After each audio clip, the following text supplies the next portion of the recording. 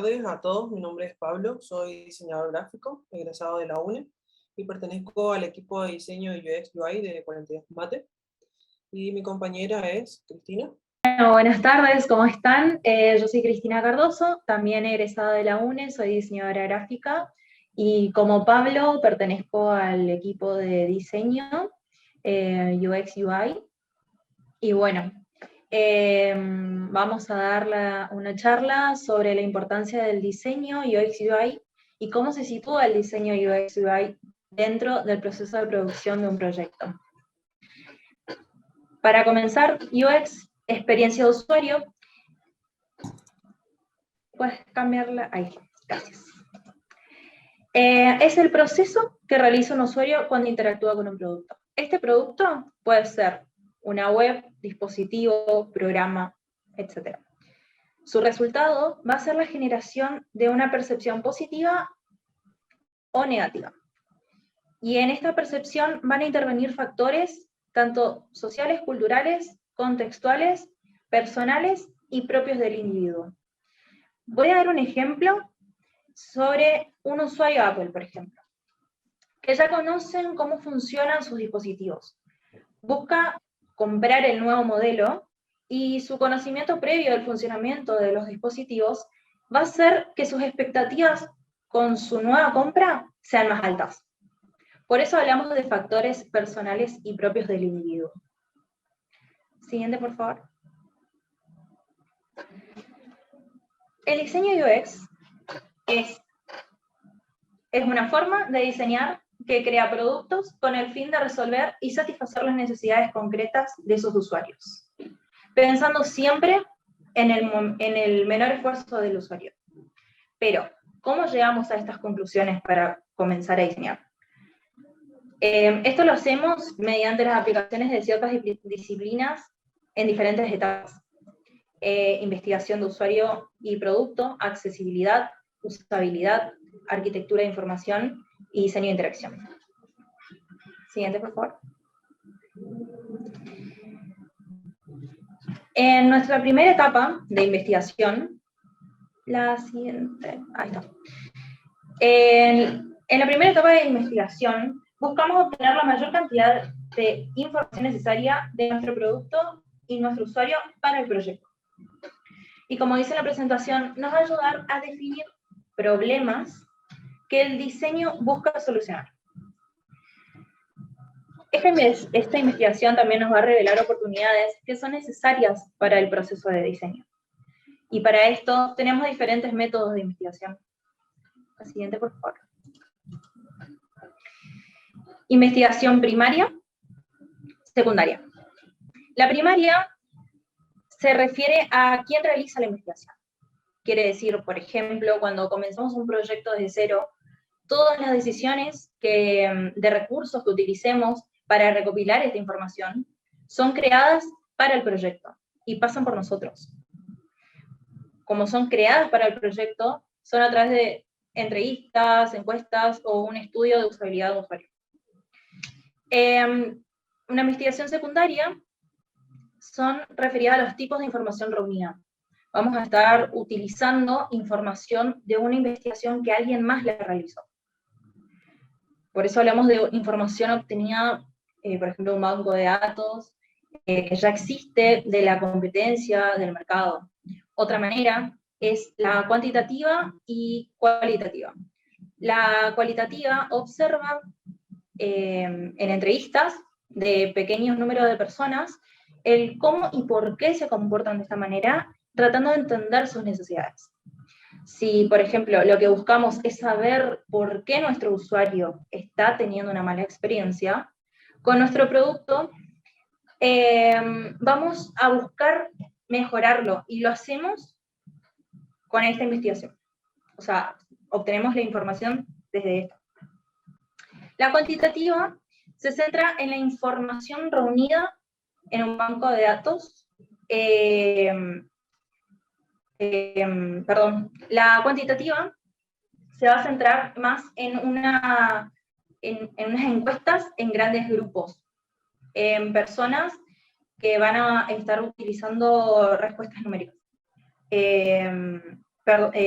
para dar un ejemplo, una llamada de atención al cliente haciendo un reclamo en la telefonía, y al finalizar la llamada nos van a derivar a una encuesta de satisfacción, donde en una escala del 1 al 10 vamos a tener que calificar nuestra satisfacción, digamos, en la comunicación.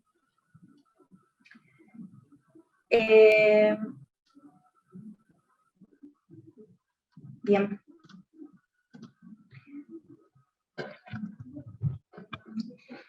¿Y cómo nos enfocamos? ¿Cómo enfocamos estas necesidades del usuario y las alineamos a los objetivos del producto?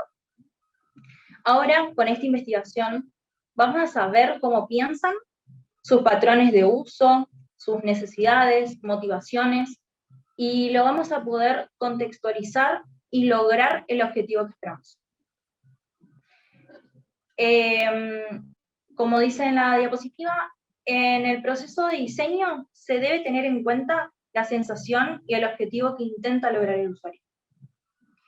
Pero, ¿cómo realizamos y dónde lo volcamos a este proceso?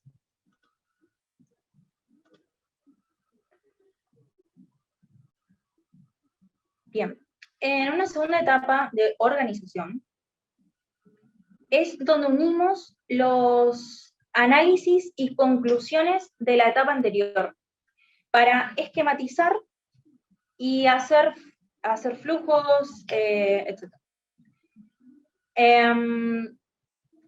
Por eso, para diseñar es importante tener en cuenta los flujos de usuario, porque de esa manera nos centramos en el usuario, en qué necesita hacer y cómo vamos a integrarlo de la manera más eficiente y efectiva posible. Definir los flujos de usuario conduce a una mejor experiencia de usuario, ya que lo coloca al usuario en el centro del diseño. Con la construcción de un user flow nos va a ayudar a tener en cuenta ciertos aspectos, como la accesibilidad y la usabilidad. Por un lado, la accesibilidad va a estar enfocada a que cualquier persona pueda acceder al contenido sin importar su discapacidad. ¿Y cómo vamos a hacer esto? Lo vamos a hacer a través de textos alternativos en las imágenes, videos con subtítulos, textos grandes y contrastados, tipografías que faciliten la lectura, botones y zonas de acción amplias. La accesibilidad crea igualdad de condiciones para nuestros usuarios y el producto. Por otro lado, la usabilidad, que es la capacidad del producto para ser entendido, aprendido, usado y resultar atractivo para el usuario. El diseño siempre debe ser intuitivo, fácil de usar, si no, el usuario se va a ver frustrado y como resultado va a tener una experiencia negativa. La facilidad con la que el usuario pueda utilizar el producto va a alcanzar su objetivo concreto y será medido por la usabilidad.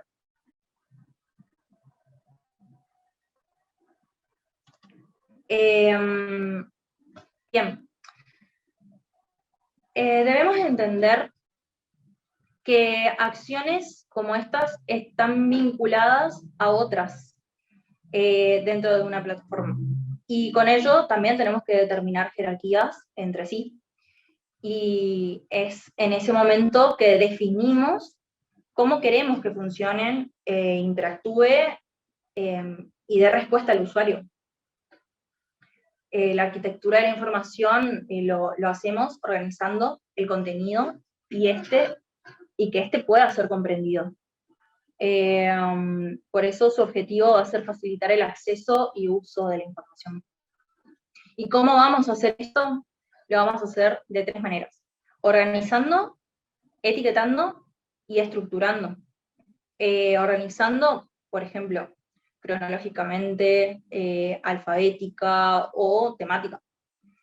Etiquetando, lo vamos a hacer títulos, encabezados, los nombres de cada una de las secciones de un menú, palabras claves. Y estructurando va a ser la estructura de navegación, si va a ser jerárquico, hipertexto, plana o lineal, en red. Bien. Y por último, vamos a comentar un poco sobre cómo, qué herramientas utilizamos. Y bueno, en 42 Mate utilizamos herramientas colaborativas. Más allá del trabajo remoto, es fundamental poder trabajar en simultáneo con nuestros mates. De esta manera también tenemos registro del comienzo y el final de un proyecto, y poder consultar las veces que sean necesarias en nuestro proceso es importante. Las herramientas que más utilizamos para estos esquemas son Miro, Mural y Docs de Google. Tanto Mural como Miro son herramientas que te permiten realizar diagramas de flujo de usuario. Allí definimos organización, etiquetado y estructura de nuestro producto, comprobando que cumplan tanto con los requerimientos del cliente y cómo va a ser el modelo de acceso al site. Y en una tercera etapa, una vez definida la arquitectura de información, pasamos al diseño de interacción, donde a través de un wireframe creamos una estructura de la solución con la idea de espacio y jerarquía.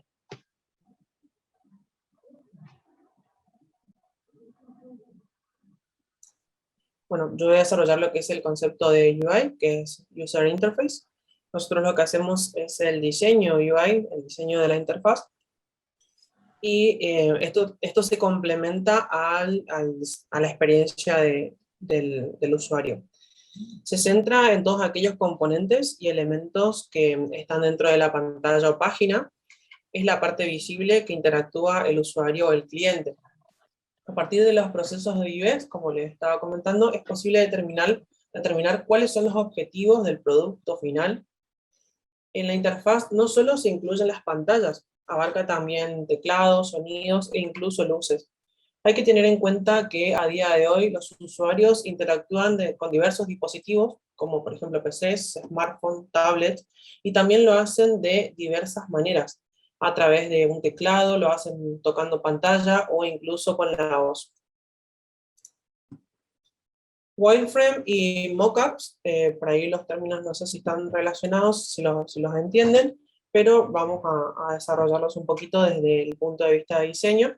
Son una esquematización de la interfaz.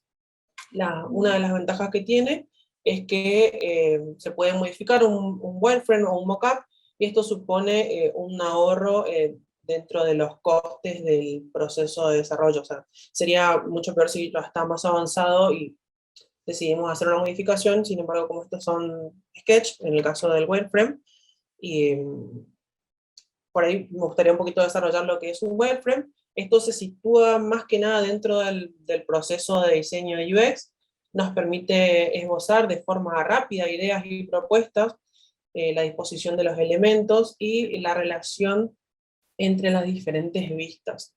A través de ellos se comprende y representa la interacción entre humano y máquina y cómo debería de responder el sistema con cada uno de los elementos que lo componen. El mockup, por su parte, es una versión un poco más elaborada del wireframe. Incluye imágenes, tipografía, colores y sistemas gráficos, que es el ejemplo de la derecha. Los sistemas gráficos se podrían definir como un conjunto de reglas o normas en constante evolución que determinan la composición de un producto. Los elementos que participan en el desarrollo de un producto, web o aplicación, pueden ser tremendamente grandes, y mantener coherencia en el diseño de interfaz puede ser realmente complicado. Por ello es necesario definir el sistema gráfico. Cuando un producto va a ser lanzado en diferentes plataformas también, por ejemplo, ya sean en plataformas y dispositivos, es necesario mantener las características y los diseños sincronizados, sea una app o sea una plataforma web. Un sistema de diseño evitará que se dupliquen componentes que resuelven un mismo problema, pero de formas diferentes. Se podría llegar a una misma solución, pero utilizando un recurso diferente, y esto va a hacer que se pierda el sistema. Entonces, ya definirlo nos ayuda a que esto no suceda. Bien, lo que es el prototipo es una aproximación de alta calidad es como se verá la plataforma final.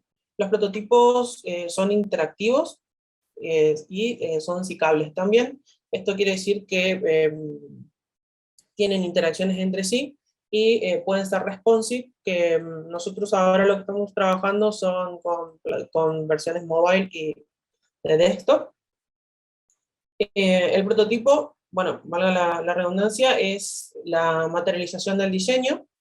Cuenta con vínculos entre las diferentes vistas, permitiendo emular el funcionamiento de la plataforma, incorporando tipos de transiciones, comportamientos, funcionalidades específicas, como por ejemplo estamos viendo acá. Bueno, esto es una imagen que es estática, pero en el prototipo tendría las funciones incorporadas, tanto ya sea de lo que es el footer, el header, eh, interacciones entre las imágenes, el comportamiento de las determinadas interacciones, si van a ingresar por la izquierda, a la derecha, dependiendo de la transición que amerite o qué comportamiento amerite la plataforma en el momento de que se haga determinada acción.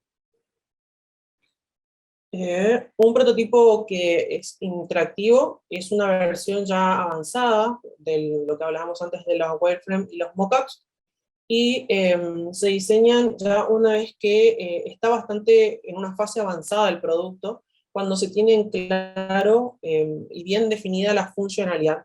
Cuentan con una fidelidad de media alta en cuanto a lo que es el diseño visual, permitiendo una experiencia similar a la plataforma, pero con algunas limitaciones.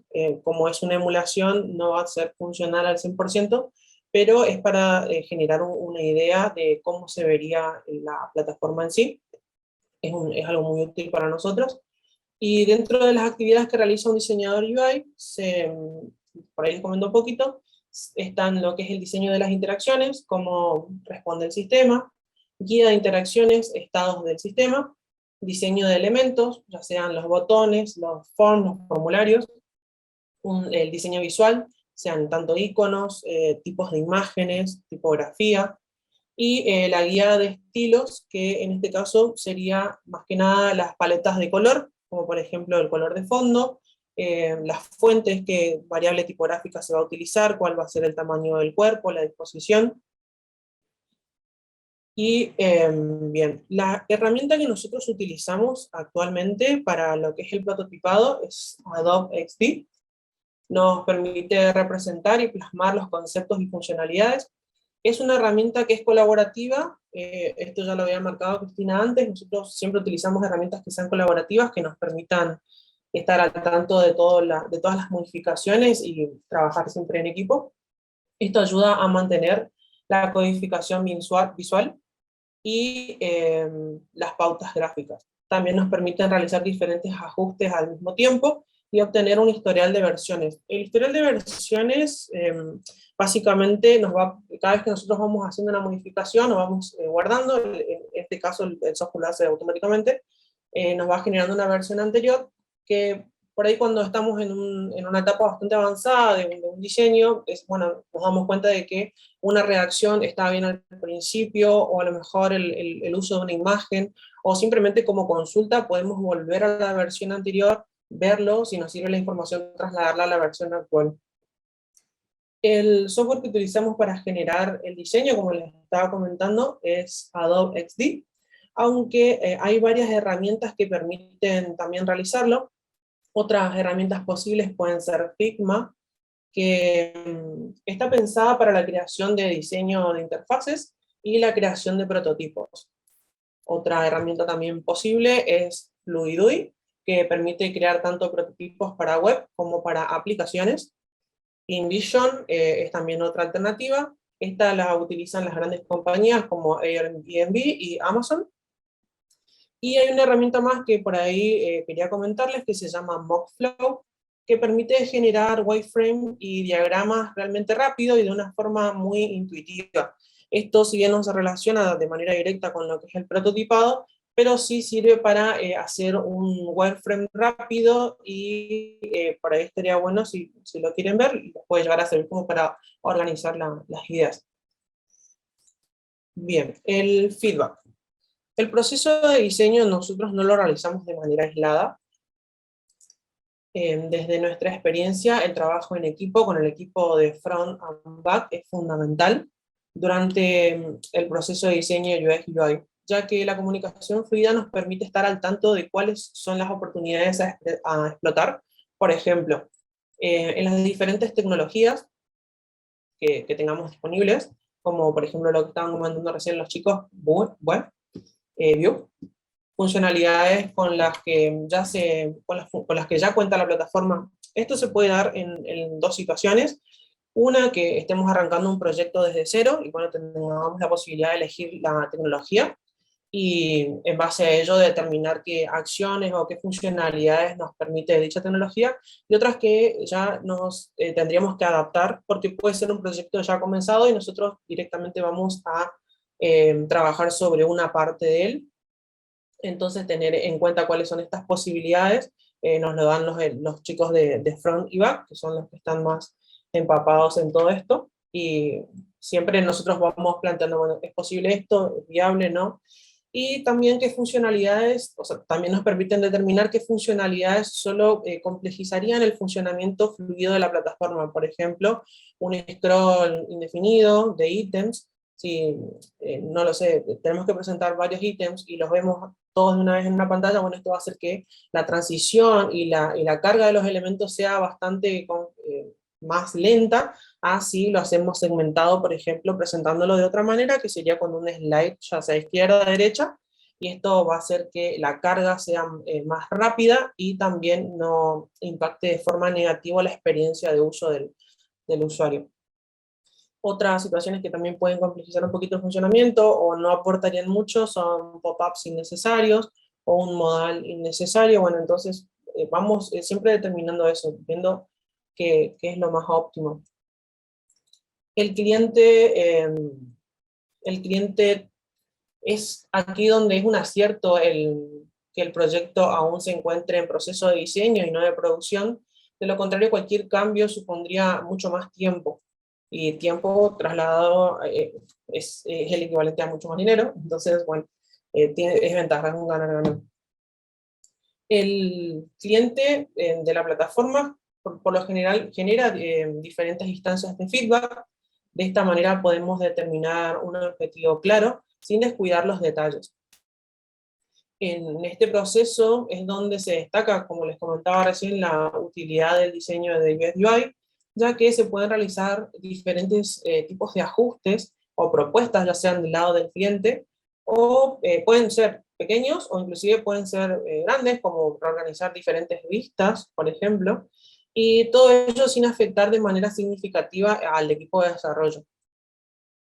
Además, permite al cliente tener una vista general, porque van a ver todo el proyecto, y detallada, por ejemplo, en las partes de las funcionalidades, cómo se van a mostrar, por ejemplo, los botones, cómo va a haber un botón activo, un botón inactivo, cómo van a darse las transiciones, y, y contemplar, y en base a eso darnos un feedback, ya puede ser, ya sea positivo o sea con más cambios.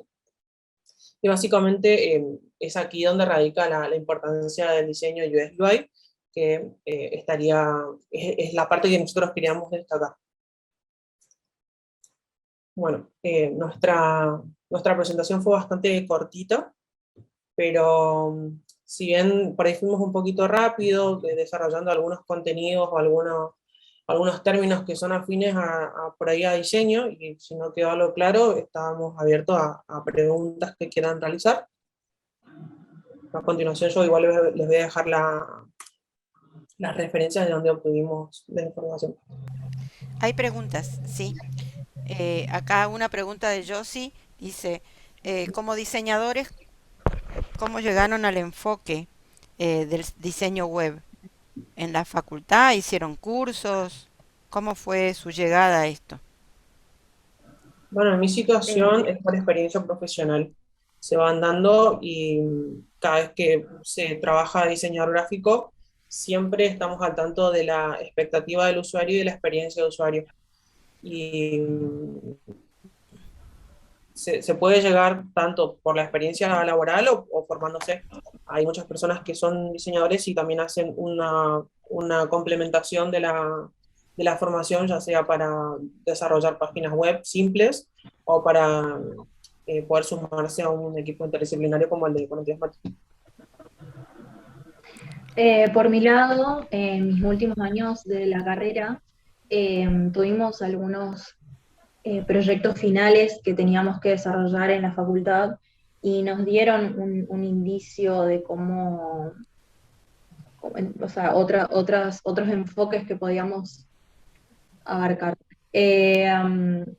Y más adelante, buscando crecer profesionalmente, fui investigando, haciendo cursos, hasta poder llegar hoy en este momento, digamos, laboral.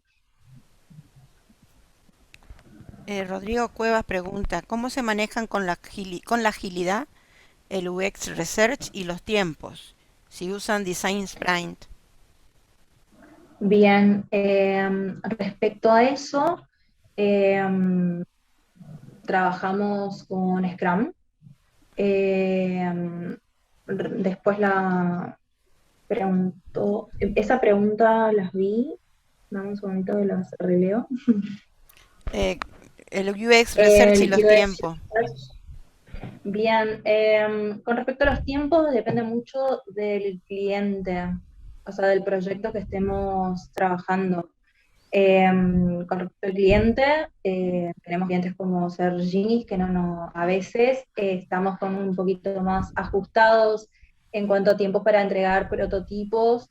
Y después tenemos otros como ser History, que capaz que estamos un poquito más relajados y nos dan un poquito más de tiempo y poder explorar.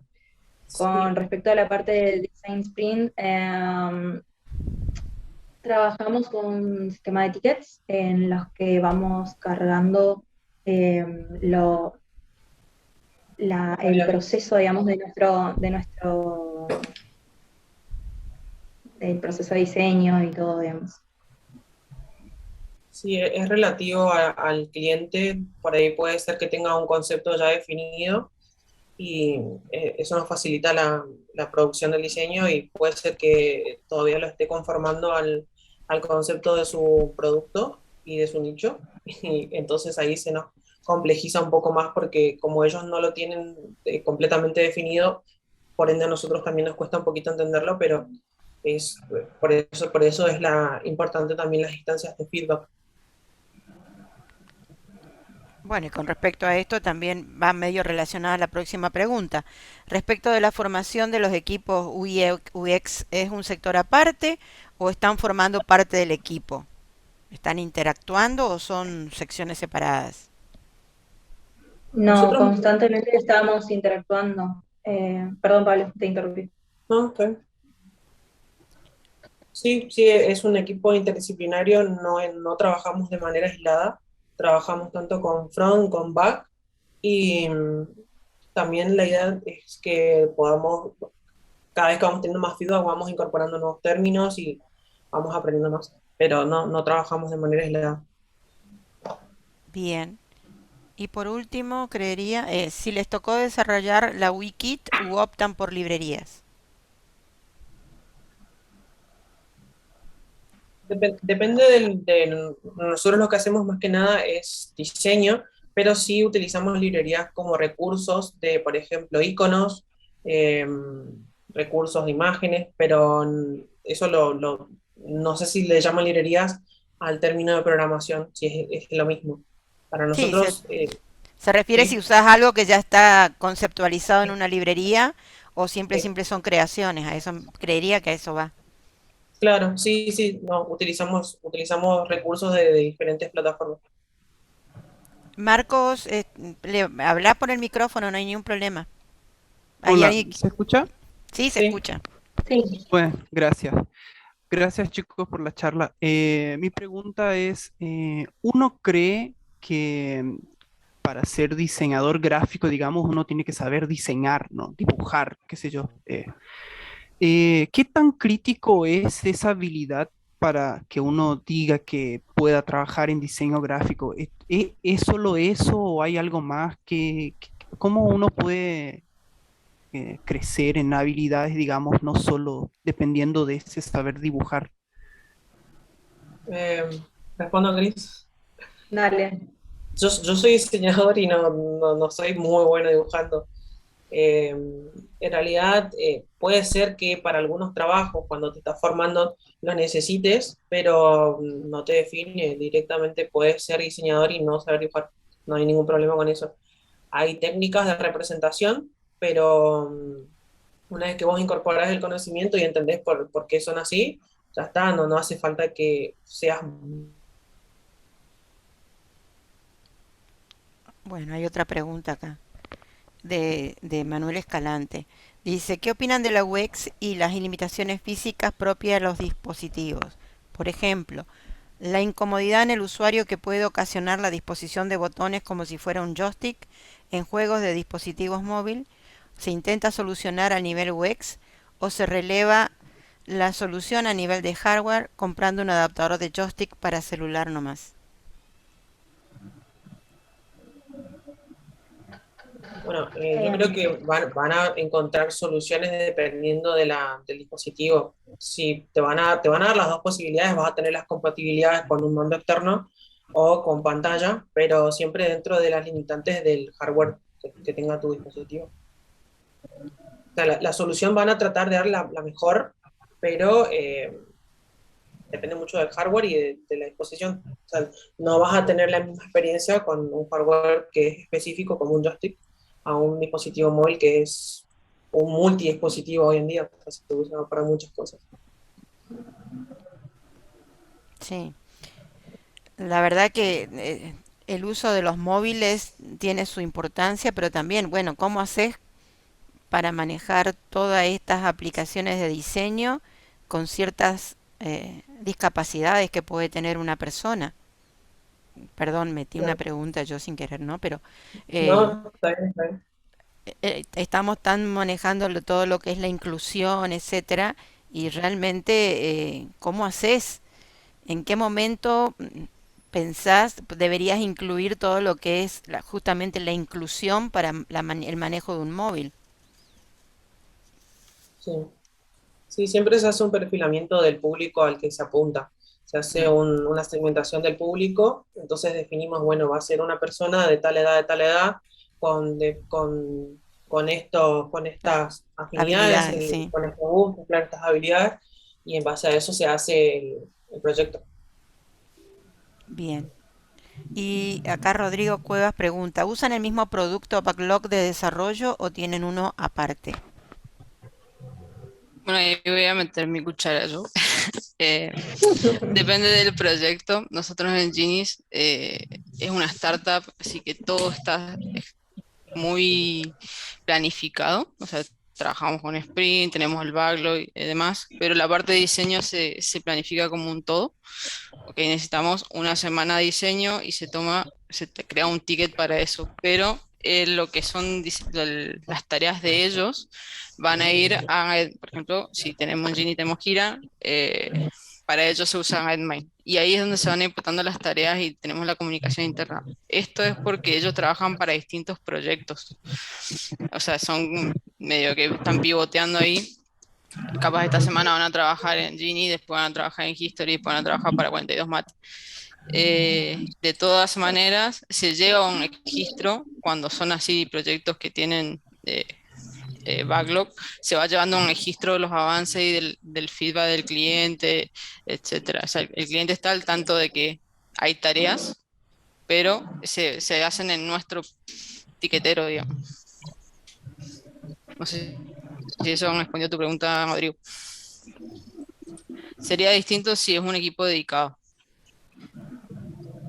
Cuando hay un diseñador que está dedicado a un equipo, ahí sí va cada tarea asignada en el backlog correspondiente a ese proyecto. Sí, en realidad es un solo sector de diseño para todos los trabajos que ustedes realizan. Esa es la... Sí. Sí. Ok. ¿Alguna otra pregunta, chicos? Pueden abrir sus micrófonos y preguntar si quieren.